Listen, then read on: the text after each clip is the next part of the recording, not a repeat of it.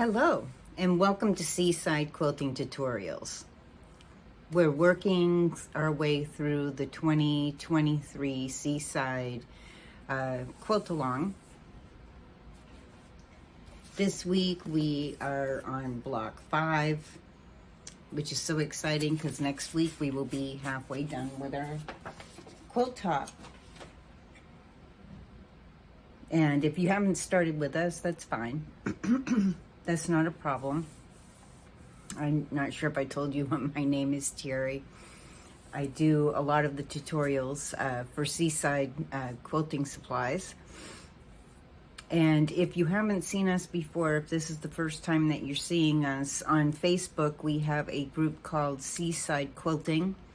And we have our business page, Seaside Quilting Supplies LLC. Please feel free to join us on both of those. At 7 p.m. on Tuesdays Eastern Time, we have our sip and shop where we show fabrics and notions that we're selling. So it's a great opportunity to stop by and see what we have and how we do our business. Okay, let's get started on our block. I'm going to move the camera around.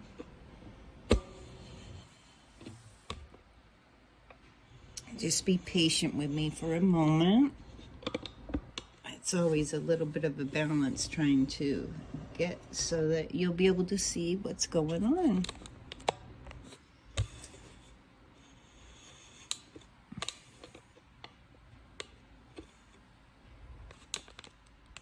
And adjust it so that I can see that you can see what's going on. So this week we're making, this is the one that I've been making. I've been making two. One with blue fabrics and one with the teals that you've been seeing me work with. This is how the blues are coming out. I'm really liking all the colors together. I think it's going to be a beautiful quilt along with the teal one. But I'm making quilts for different members in the family, so a lot of times it's easier for me to make 2 quilts as it is for me to make 1. So there's that. I just wanted you to see the block in a different color. If you've been in our group, you've been seeing how I've been going along and doing it with 2 colors. So this is the default variable star. It looks complicated, but it's really not. This is a very easy block to make, and you'll see that as we go along. So for this one, you needed 1 6 1/4 by 6 1/4, which I'm using my background fabric, the white.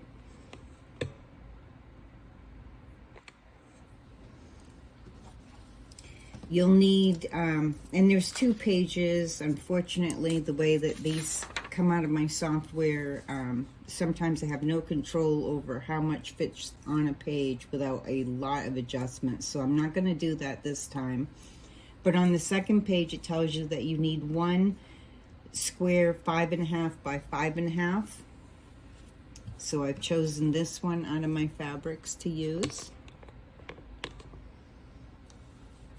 You need, let me see, 4 3" by 3" of your background fabric.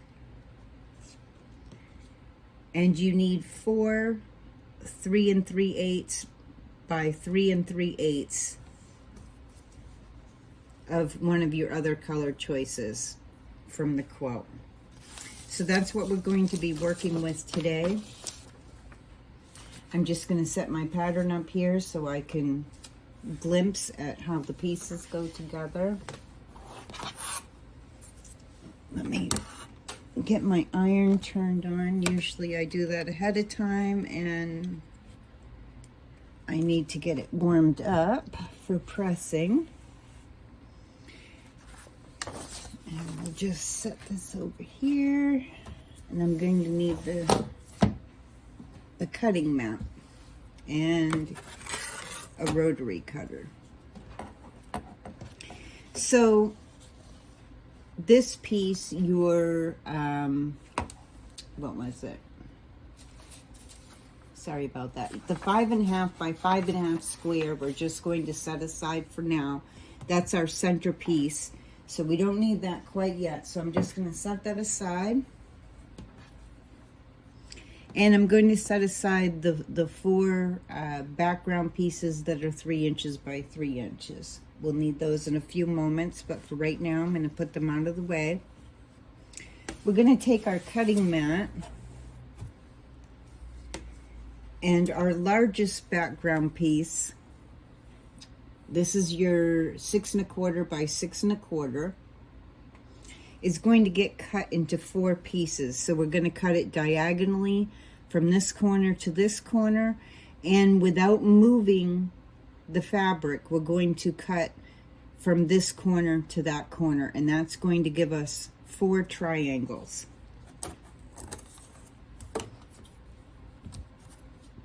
So I'm just going to line up my ruler.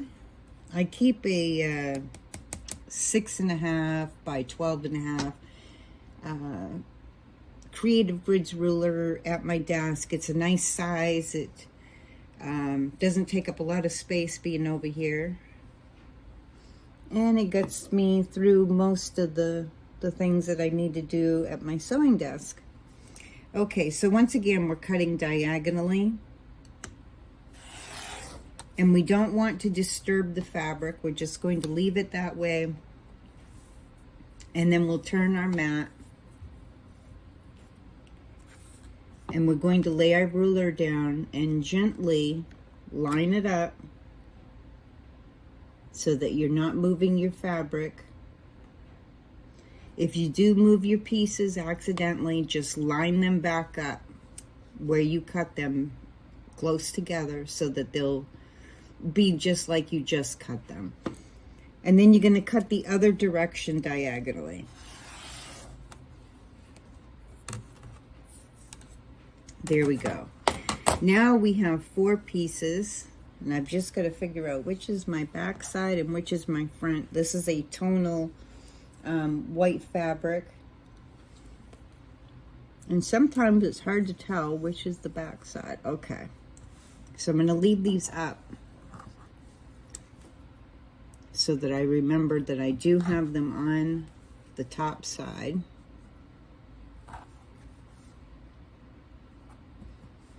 I've had instances where I've used a tonal white. It's one of the harder ones, I swear, for telling which side is the back side and which is the top side. Then we're going to take our 4 pieces of the 3 3/8 by 3 3/8. If you're not sure about the 1/8 markings, go back to the beginning tutorials and you'll see where I've shown you on rulers how to mark out your 1/8 when you're cutting. And just double check before you cut, especially when you're cutting something that's has 3/8 or 5/8 or 7/8. I just like to always double check my measurements before I cut. Well, pretty much with any measurement, really, not just 1/8. You want to double check because you can't fix it once you've cut it. You can make something smaller, but you definitely can't make it bigger. And sometimes we have, if we're buying a kit, we have just the amount of fabric that we need and we don't want to mess it up. When I use from my fabric stash, I usually pick out something that's got extra fabric in case I make a mistake, because as you've seen, I'm not above making them. So we're going to take our 4 pieces, line them up together, or you can cut them individually, however you feel most comfortable with, and we're going to cut those in half diagonally, and we're only going to cut these once. So now I have 8 smaller triangles. These are a batik fabric. This one is not. This one's just a tonal fabric. I don't remember the company, but I really do like the look of it. It has kind of like a grunge tonal look. With the batik, I don't really have to worry about which is the right side, which is the back side. Both sides are pretty much the same. So I'm not going to worry about those. Those are all set up and ready to be sewn.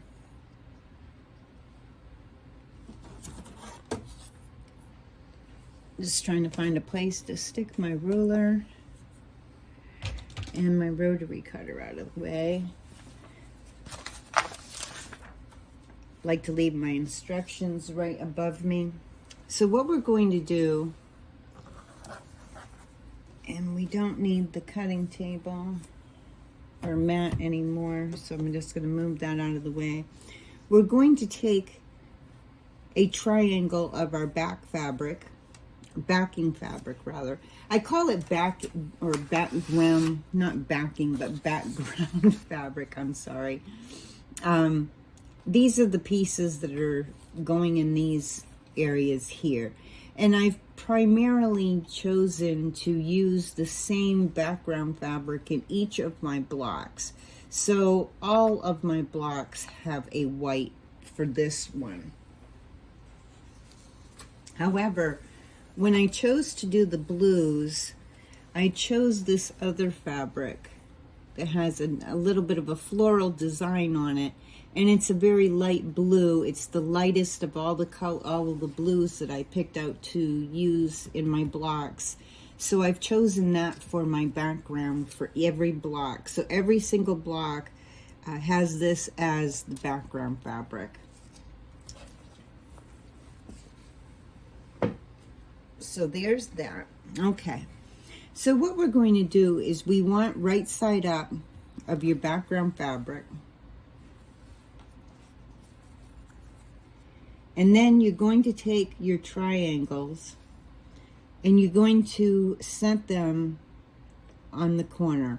Now you're going to have just a little bit of overlap. Just kind of line it up so that you have about the same amount of overlap here as what you have here.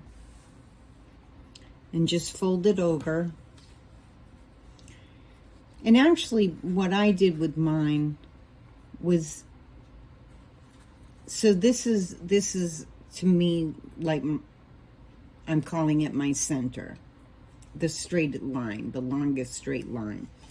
And I'm going to take my triangle and I'm going to put it on here. Wait a minute. Make sure I have it going the right way. So the longest part of your small triangle is going on the side of your triangle. So this is the longest part of this one.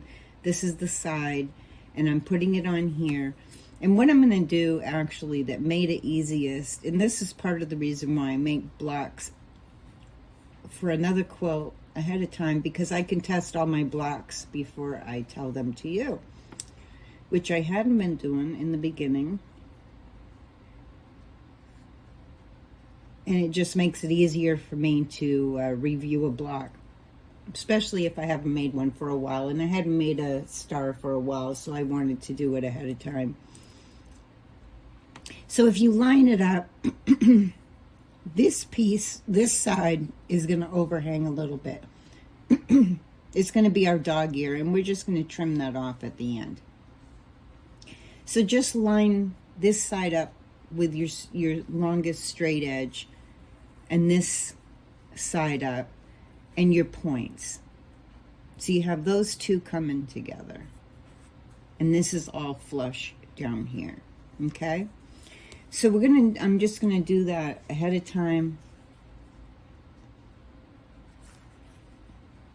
with 4 of them. I'm hoping that I'm getting this in the camera properly.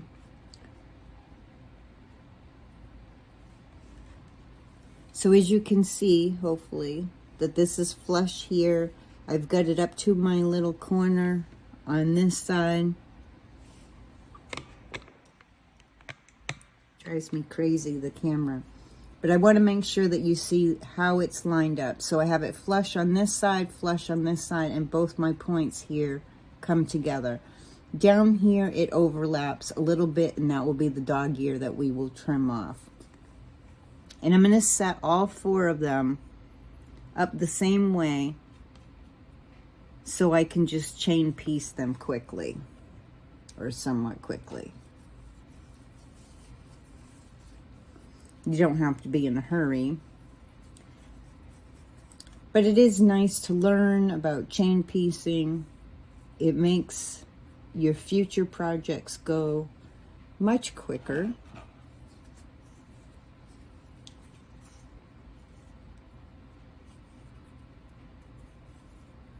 Okay, so I have all 4 ready to sew. I have my leader piece in that I use to start my pieces off when I'm chain piecing.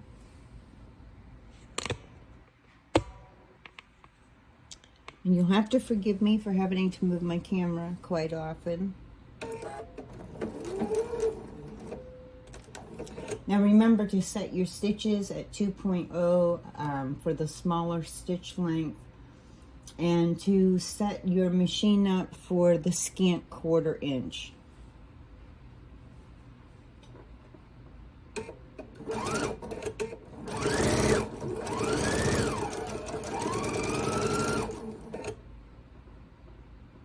And I just sewed that on the wrong side. So do not do what I just did. I swear, I am just jinxed this time to make a mistake every single time that I do a project for you, a block for you. But at least if you see me make mistakes, maybe you won't worry so much about yourself.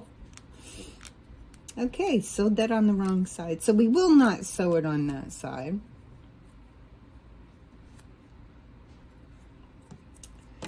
Let me line this back up again. I can't believe myself some days, I'm telling you.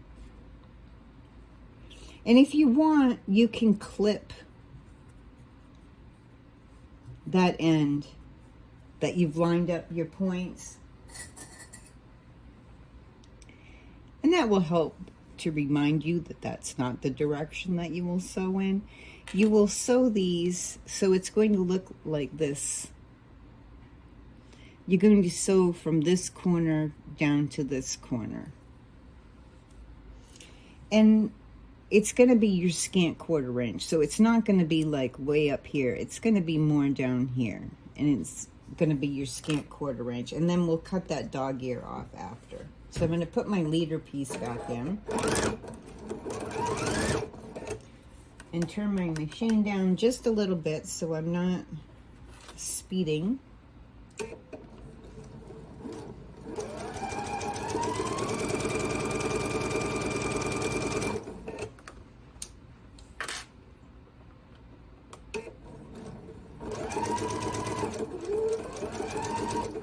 Okay, now I have sewn it the proper way. And once again, it will look like this when they're put together. I know it's hard to see the white, but you have your triangle, and I have this on one side lined up. And I'm going to sew on right here down this side.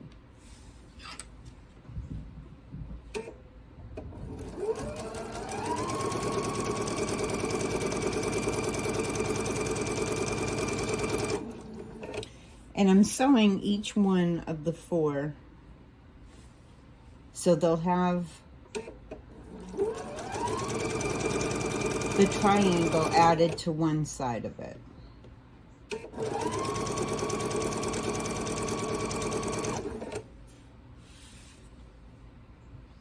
And it just made it easier to line them all up ahead of time so that I could just chain piece them straight through.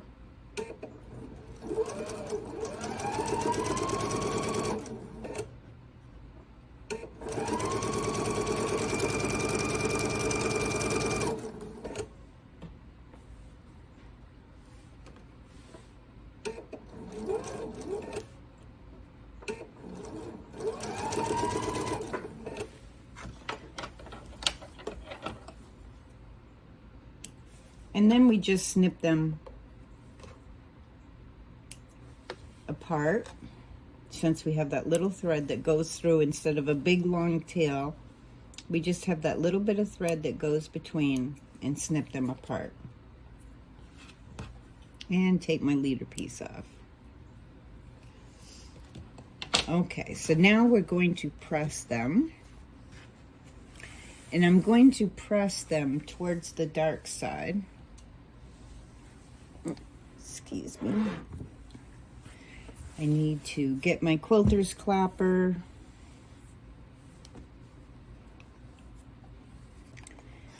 And I'm just going to set my stitches and then open this up.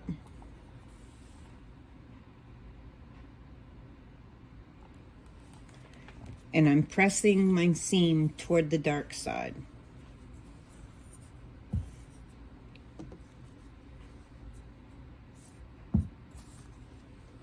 And I'm going to do that with each of the 4.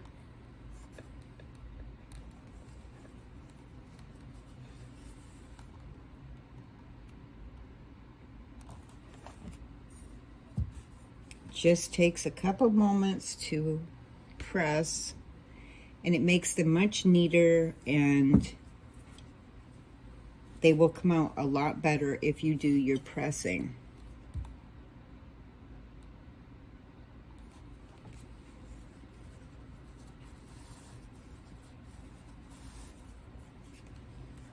And I know that many of us just want to sew, get it all done, and have a pretty little quilt.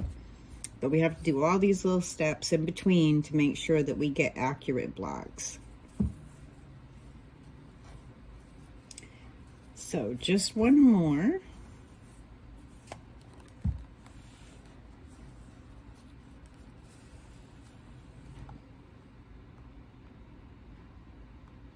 And remember to press, don't iron back and forth. That stretches your fabric, especially when it's warmed up.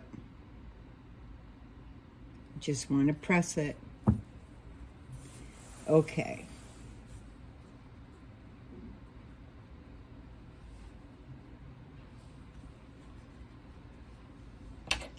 So now I'm going to trim my dog ear. So I have my dog ear up here. I'm going to trim that one off. And I have a little piece sticking out. I'm not worried about that. I just wanted that top dog ear off, and I'm going to trim the one here off. And I'm going to do that on each of the 4 of them.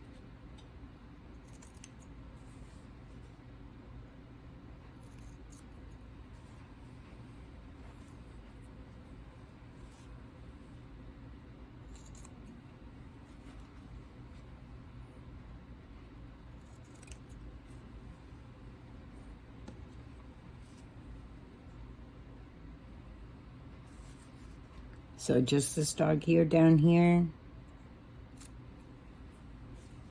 and the one up here. And I'm having it go flush with the color of the piece. I'm not worried about it being flush that way, just this way. Okay.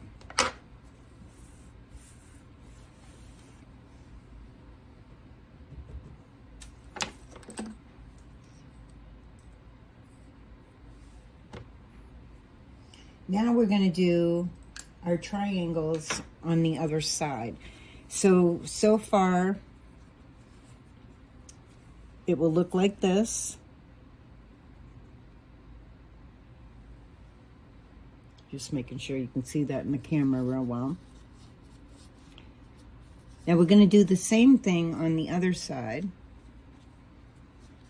over here. And we're going to line it up, these 2 corners together. It'll be flush down bottom and up here. So you just want to line them up. And you'll have this piece sticking up in the air. But all the rest will be all lined up. So here and here will be all lined up. And we're going to sew from this corner up to this corner, our scant 1/4 of an inch.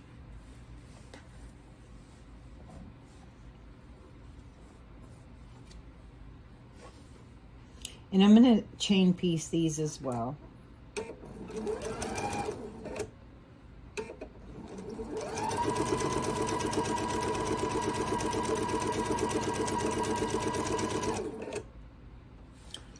And when you get down to almost where that dog ear is, you'll feel where it's overlapped. Just keep your piece straight so you're following that edge of that dog ear all the way out.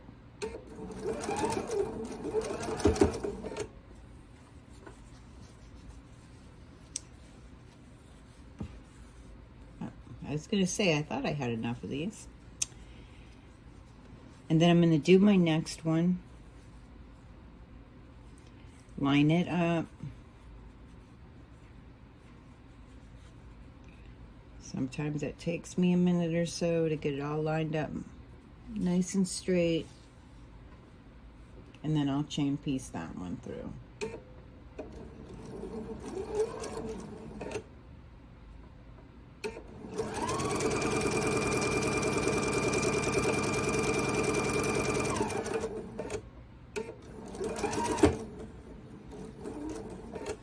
And I just slow down when I get almost to the seam up in here. So I keep it nice and straight.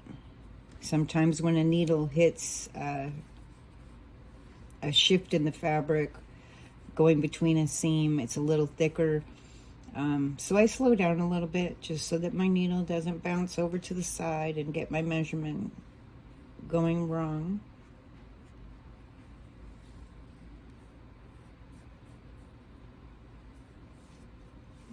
Okay.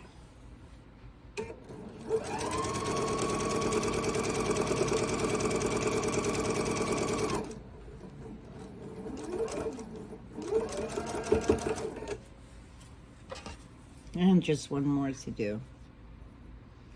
Then we'll press these open, and we're going to press these to the dark side as well.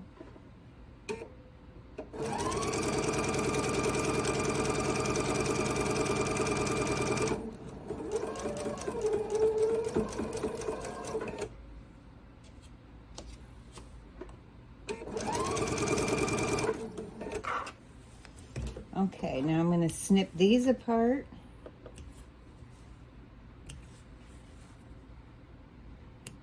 Okay, so when I sewed from this corner down to this corner. We have that dog ear sticking out, but I just want you to see how it stayed going all the way. I didn't stop when I got to the seam. I stayed going straight to the other corner.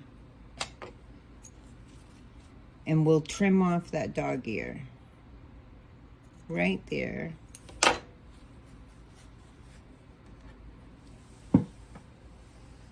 And I'm just going to go ahead and I'm going to trim off all 4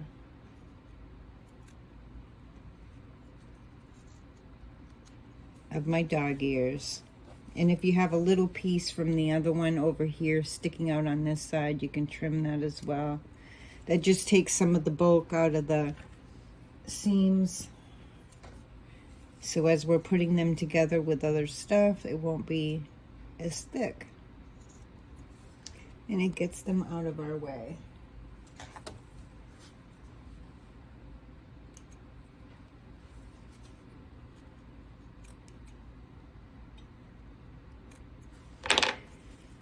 So for right now, it looks like this because we haven't pressed it open. So we have this pressed open and it's going towards the dark. Now I'm going to press this side open. I trim my dog ear up here and on this side. So this is both flat.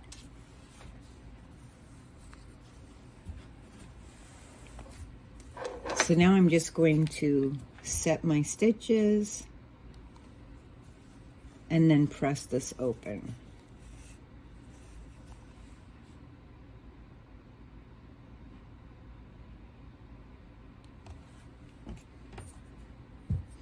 And then we'll have one more dog ear to trim.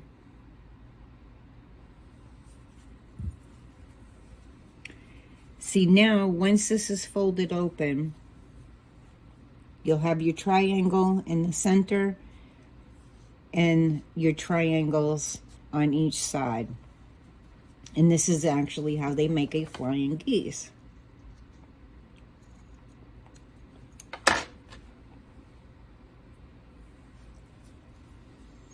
So now this is nice and flat up here. Everything comes together nice and neat. This isn't way down here or way up here. Everything's nice and flush. And that's what you're looking for in your piece, for it to be nice and flat up here and nice and even, and a nice even point. So let's go ahead and press these next 3.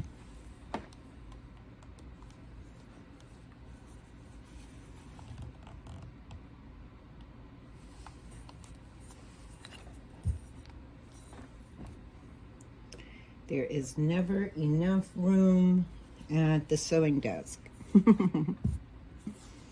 Remember to trim off that dog ear after you've pressed it open toward the dark side. Go ahead and trim off your dog ear.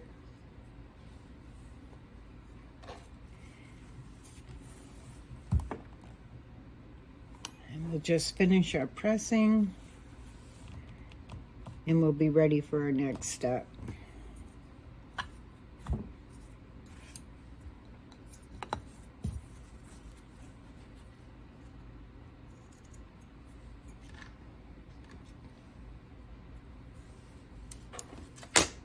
Just one more.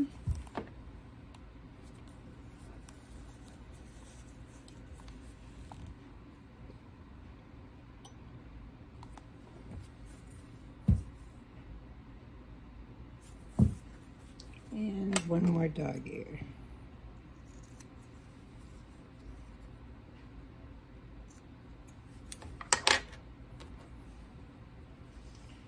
Okay, so now I have my 4, which would be flying geese.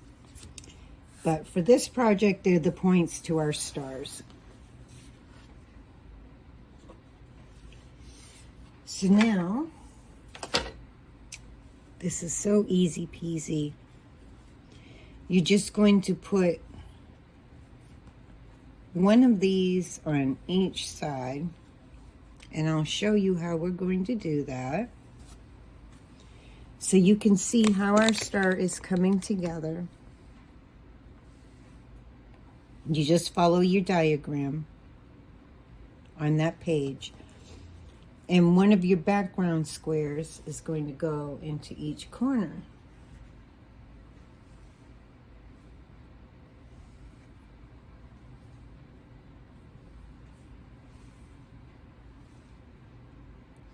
So now you will sew these 3 pieces, whoops, being clumsy. These 3 pieces will get sewn together for your top row. These 3 pieces get sewn together. That's our middle row. And then these 3 pieces get sewn together to make our bottom row. So you'll just take your piece and you'll fold it over right side to right side, and you'll sew your seam on this side. Then you'll press this open, and you will sew this one to this side. Just fold right side to right side, then press it open. Okay? Now this, we're not going to press to the dark side. When we press, we're going to have our top seams go to the left, our middle seams will go to the right, and our bottom seams will go to the left again. That way our seams are going in opposite directions from each other, so when we put our 3 sections together to make our block, our seams will match up better. So go ahead and sew your rows together, and then we are going to come back and we will attach our 3 sections. Okay, so now we have our 3 rows all put together. And as I was mentioning before, our top row, our seams, these 2 seams here are going to the left. They're facing the left side. Your center ones are facing toward the right, and your bottom one to the left. And once you have that done, you're just going to take your bottom row or your top row, whichever you decide to pick first, fold it over right side to right side. And then I like to clip my ends or pin them in place first. And I even put one down here so that I know that this is lined up as well.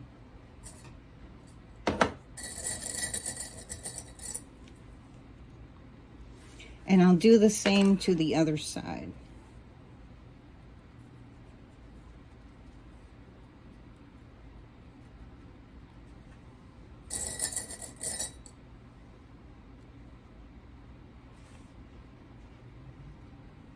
Making sure that they're together on this side as well. So I have it clipped here and here and here and here. Now I'm going to put my seams together. And for that, I absolutely do use pins.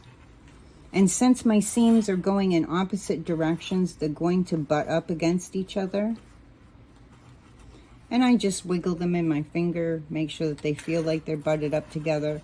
And then I'm going to take my pin and I'm going to put it straight down through the seam into the bottom. And then I check on the bottom. And I even open it up so I can see and hear how my pin is. Now my pin's just a little over from my other seam. So I pull it out. I can still see my prick, the little hole in the fabric from my pin being there. So I just moved it over so it's next to the seam. So my seams will come together nice. And then I just make sure that my pin is straight going in there. There we go.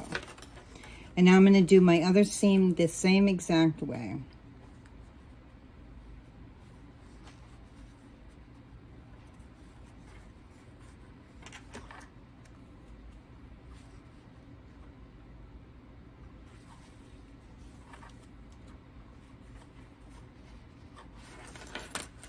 And if you want, you can line these up and put a clip in the center.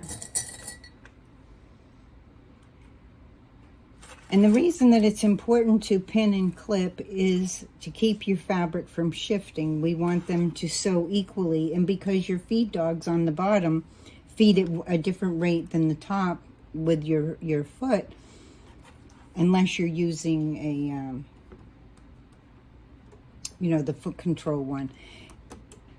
So this will keep my fabric all lined up.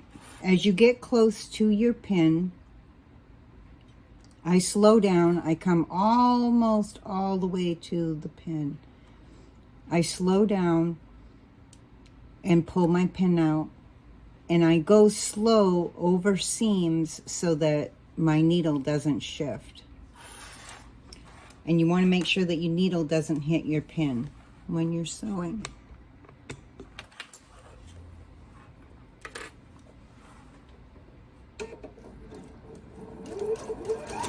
So you're going to go ahead and you're going to sew your two pieces together. And I slow down as I come to the pin. I let the pin go underneath my guide over here on my 1/4 inch foot. And I'm going to sew until I'm almost to my pin. And then pull it out. And the reason why I do that is because that needle now is holding those pieces in alignment the way that the pin was.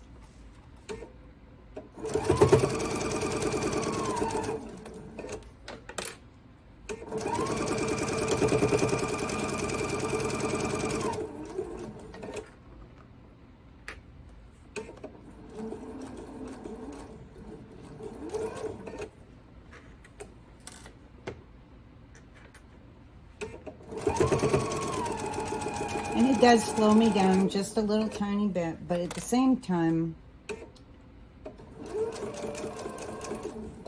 I have more accuracy more often.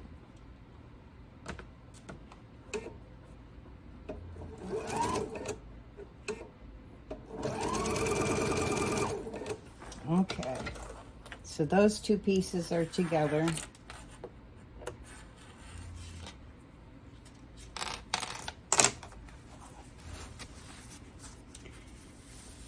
I'm just going to fold this open for now so that you can see it. And you're going to do the same with your top piece. You'll just fold it down, right sides together, do your clipping, do your pinning, sew them together. And then you will have a beautiful star block.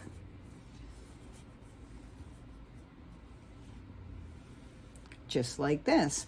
And what you're looking for when you sew these together is that you're still being able to see your point, that you haven't, if you use sometimes a 1/4 inch instead of a scant 1/4 inch, sometimes what will happen is you'll end up sewing over this and part of your tip won't show. Now, that doesn't make it bad. You can still use your block.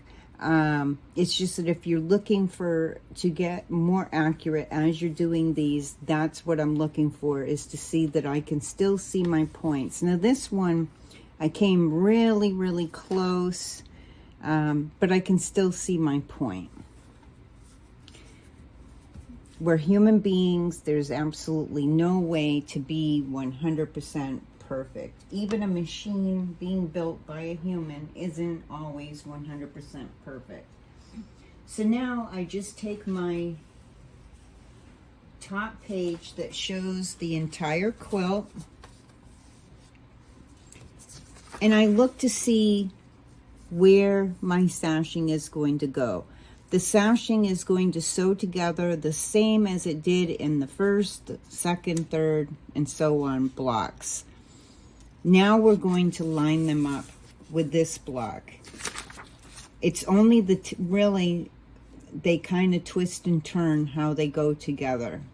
Our main block is like the block that we just put together, and then we're adding our sashing. So with that up here, so I can see what I'm doing, this block is going to go down in this corner.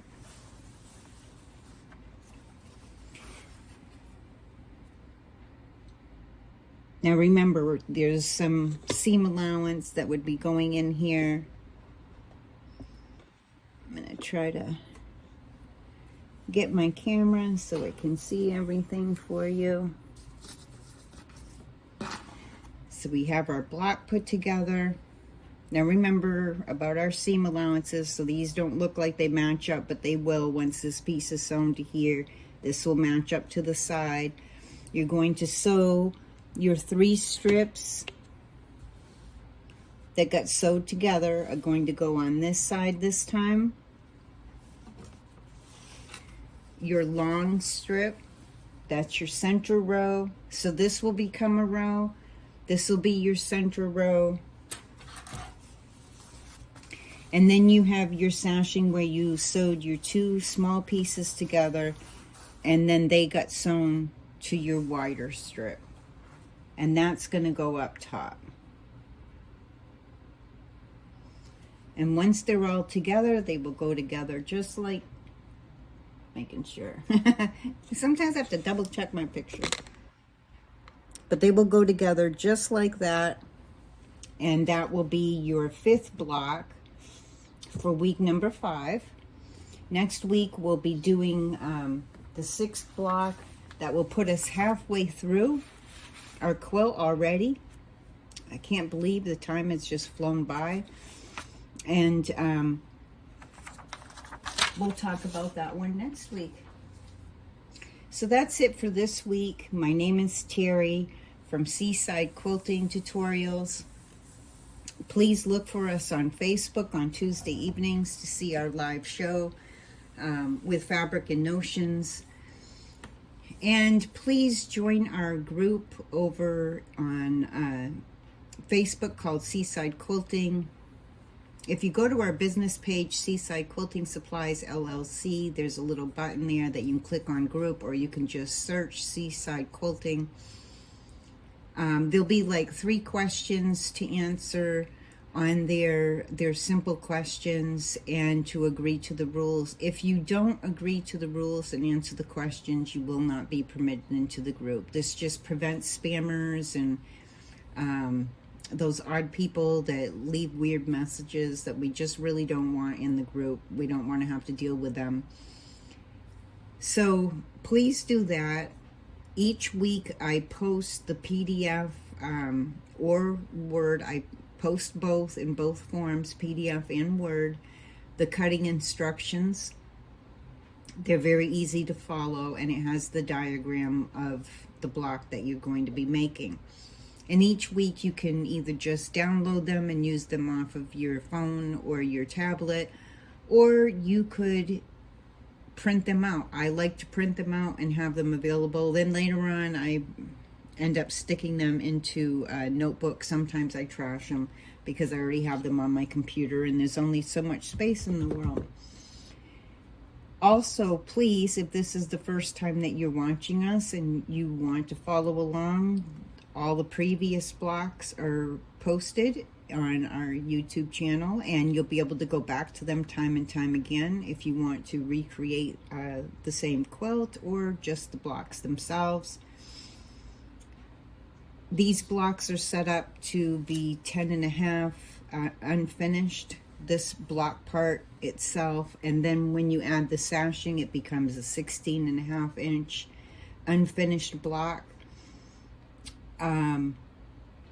Also, just so I don't forget, before I go, please click subscribe to Seaside Quilting Supplies. And next to the subscribe button is a little bell. If you click on the bell, you can adjust your notifications.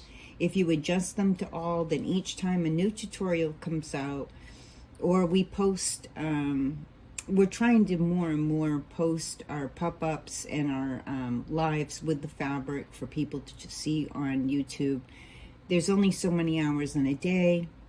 We're a small shop. I'm not even at the shop. I'm up in Northern Virginia. The shop is down in Central Virginia. We're a little bit ways from each other. So I do my thing here, and one of these days I'll do a little thing where we go around and I can show you the background of what I do. Okay, well that's it for today. Happy sewing.